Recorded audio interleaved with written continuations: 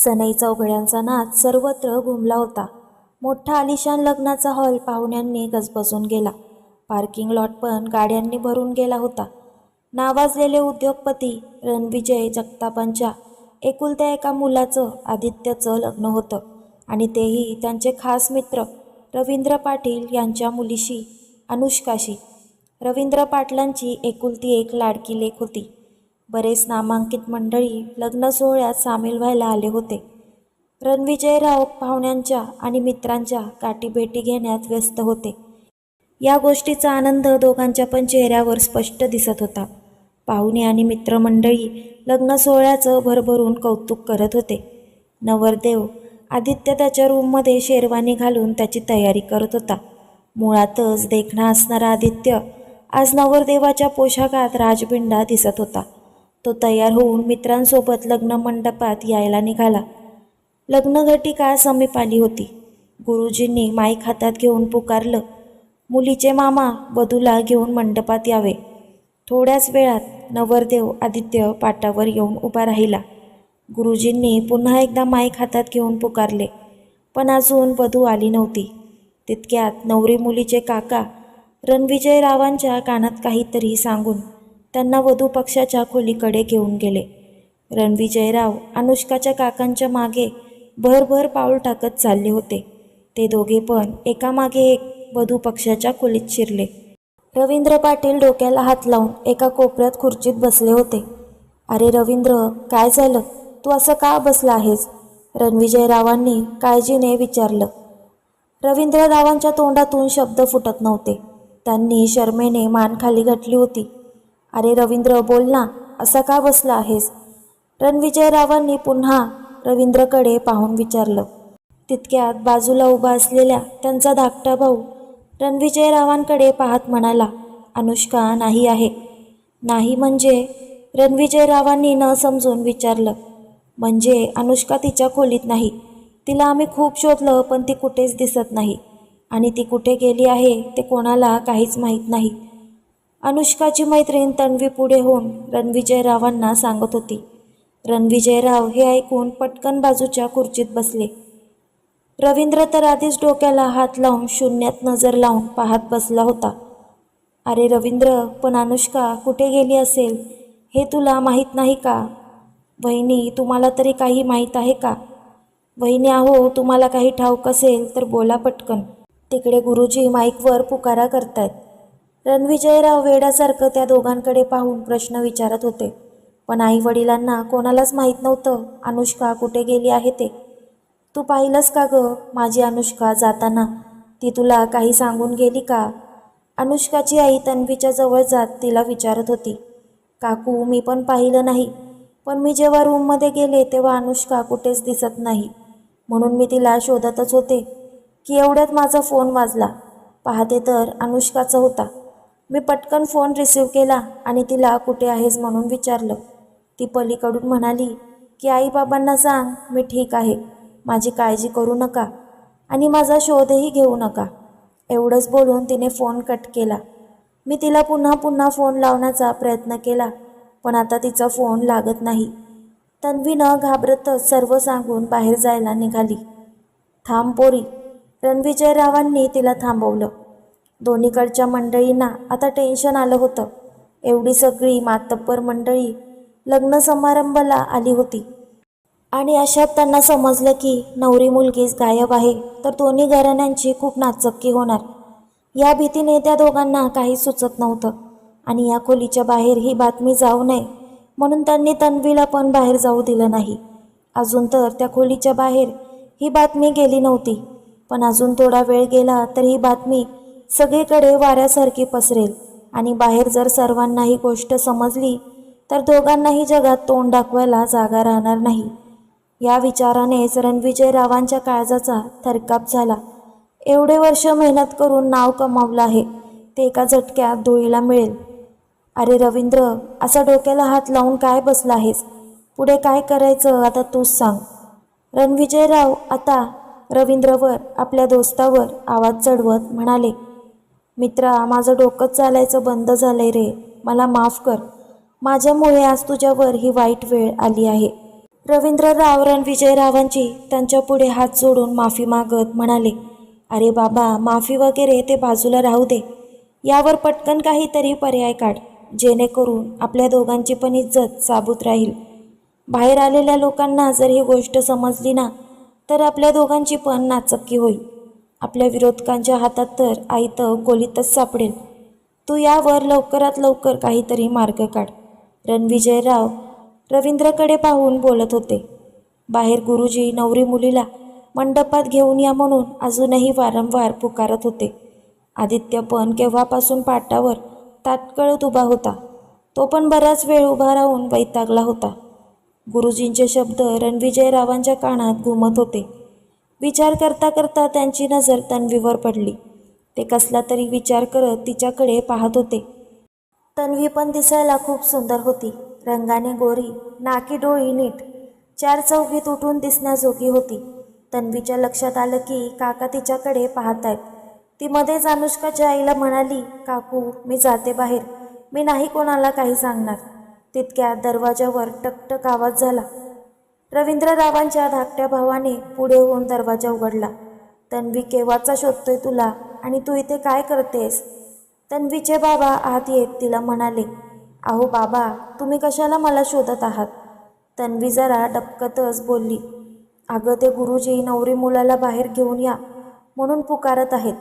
कोण बाहेर येत नाही म्हणून मी इकडे आलो. तू पण मला बराच वेळ दिसली नाहीस, म्हणून मी तुला शोधत इकडे आलो. तन्वीचे बाबा सर्वांच्या चेहऱ्यावरून एक वार नजर फिरवत म्हणाले, अहो बाबा. तन्वी पुढे काय बोलणार एवढ्यात अनुष्काच्या आईने तिला मध्येच थांबवलं. काय झालं? तिचे बाबा प्रश्नार्थक नजरेनं सर्वांच्या चेहऱ्याकडे पाहून विचारत होते. अहो, इथे अनुष्का कुठे गायब झाली आहे ते कोणालाच माहीत नाही, आणि तिनं तुमच्या मुलीला फोन केला होता, आणि तिनं तिला पण काहीच नीटसं सांगितलं नाही. रणविजयराव आता वैतागून बोलत होते. तन्वीचे बाबा पण हे सर्व ऐकून स्तब्ध झाले.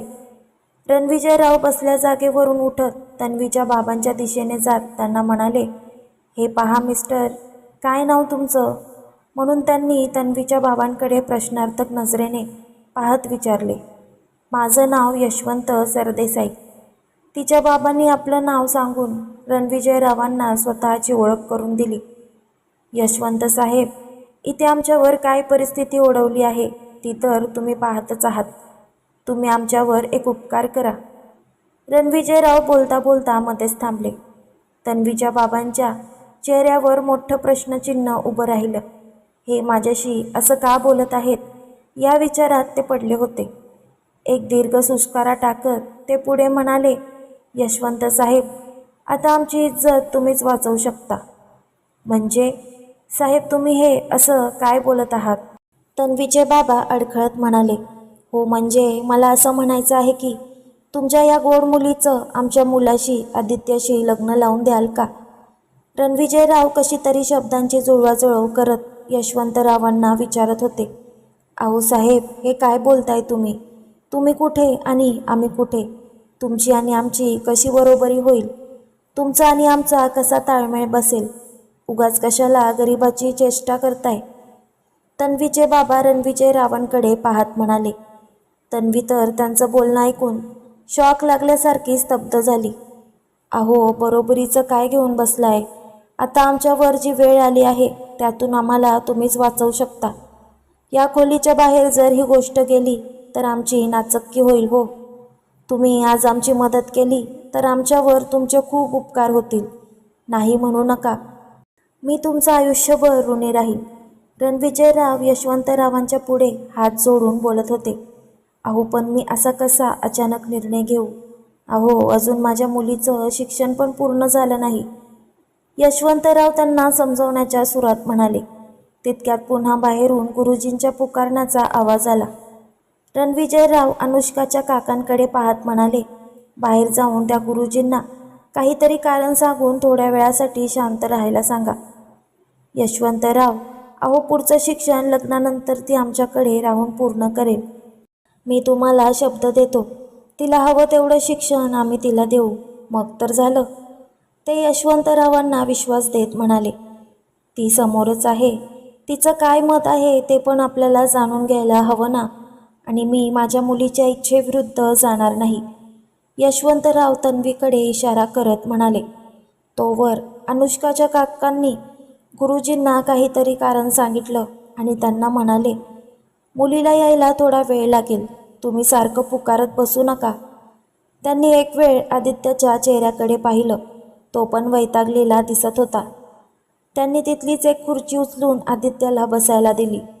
तो पण पटकन खुर्चीत बसला. त्याचे मित्र काकांकडे पाहत हसून म्हणाले, काका, वहिनींना म्हणावं उद्यापर्यंत निवांत आलात तरी चालेल. हे बोलून एकमेकांना टाळ्या देत ते हसत होते. पाहुणे मंडळीमध्ये कुजबूज चालू होती. केव्हाची येते नवरी, असली कसली तयार होते कोण जाणे. आज जाता जाता काकाच्या कानावर आवाज पडले. इकडे रणविजयराव तन्वीकडे वळत म्हणाले, खरं तर पोरी, मी तुलाच विचारायला हवं होतं. आम्ही तुझं शिक्षण अर्धवट राहू देणार नाही. तुला जितकं शिक्षण घ्यायचं आहे तितकं तुला आम्ही देऊ. पोरी, तुझ्या पुढे हात जोडतो, पण नाही म्हणू नकोस ग. तुझे आमच्यावर खूप उपकार होतील. ते तन्वीच्या पुढे हात जोडत म्हणाले. अहो काका, तुम्ही असे माझ्या पुढे हात जोडू नका हो. ती रणविजयरावांचे हात आपल्या हातात घेत म्हणाली. पण काका, तुमच्या मुलाने मला कधी पाहिलं नाही आणि मी पण त्यांना पाहिलं नाही. तुम्ही अडचणीत आहात म्हणून मी जरी हे लग्न मान्य केलं तरी पण लग्नानंतर तुमचा मुलगा मला ॲक्सेप्ट करेल का? तन्वी रणविजयरावांना समजवण्याचा प्रयत्न करत होती. अगं, माझा मुलगा माझ्या इच्छेच्या विरुद्ध जाणार नाही. माझा मुलगा माझ्या शब्दाबाहेर नाही. तू त्याची बिलकुल काळजी करू नकोस. रणविजयराव तिला समजावत म्हणाले. पण काका, तुमच्यात आणि आमच्यात खूप मोठी तफावत आहे. मला नाही हो तुमच्या स्टेटसप्रमाणे वागायला जमणार. तुमच्या चालीरीती, तुमच्यासारखं वागणं बोलणं मला नाही जमणार हो. मी तुमच्या घरात स्वतःला पटकन मिसळून घेऊ शकणार नाही हो. तन्वी पोटतिडकीने समजावत होती. तन्वी, तू या सर्व गोष्टींचा विचार करू नकोस. तुला आमच्या घरात मिक्स करून घ्यायचं माझं काम आहे. ते सर्व माझ्यावर सोड, मी आहे. पण प्लीज या अशा छोट्या गोष्टींसाठी तू नाही म्हणू नकोस. काका, मला जरा विचार करायला वेळ हवा आहे, ती म्हणाली. अगं पोरी, तोच तर नाही ना आपल्याकडे, रणविजयराव हताश होत म्हणाले. थोडा वेळ कोण काहीच बोललं नाही. सर्वजण शांतच होते. आता त्यांची इज्जत तन्वीच्या हातात होती. तन्वीला तर हे सर्व आपल्यासोबत काय घडतंय तेच कळत नव्हते. या लोकांना हो म्हणावं की नाही म्हणावं हेच तिला समजत नव्हतं. तिचे बाबा तर सर्व तिच्यावर ढकलून रिकामे झाले होते. त्यांचं पण बरोबर होतं म्हणा. त्यांनी तिच्या आयुष्याचा निर्णय तिनेच घ्यायला हवा असं बोलून त्यांनी तिच्यावर सर्व सोपवलं होतं. तिला रणविजयरावांची पण दया येत होती. त्यांच्यावर आलेली ही वेळ पण दिसत होती. पण त्यांच्यावर आलेलं संकट पाहून मी हो म्हणाले आणि माझ्या या निर्णयाचा पुढे जाऊन मला आणि माझ्या आईवडिलांना, माझ्या कुटुंबाला त्रास झाला तर मग? तिचं डोकंच चालत नव्हतं. तिच्या मनाची दुविधा मनस्थिती झाली होती. तेवढ्यात अनुष्काची आई तिच्याकडे पाहून म्हणाली, तन्वी, तूच आता आमची इज्जत वाचवू शकतेस. मी एक अभागी आई तुझ्या पुढे हात जोडते ग, नाही म्हणू नकोस. माझी मुलगी असा विश्वासघात करेल असं मला स्वप्नात पण वाटलं नव्हतं. प्लीज तन्वी, आमच्यावर आलेल्या या संकटातून तूच आता आम्हाला वाचवू शकतेस. तू जर हो म्हणालीस तर तुझे आमच्यावर खूप उपकार होतील. आमची उरली सुरली इज्जत आता तुझ्याच हातात आहे. त्या डोळ्यात पाणी आणून बोलत होत्या. तन्वी त्यांचे हात आपल्या हातात घेत भावनेच्या भरात म्हणाली, हो काकू, मी तयार आहे या लग्नाला. तिने एक वेळ तिच्या बाबांकडे पाहिलं. बाबा पण तिला नजरेनंच म्हणाले, पोरी, योग्यच केलंस.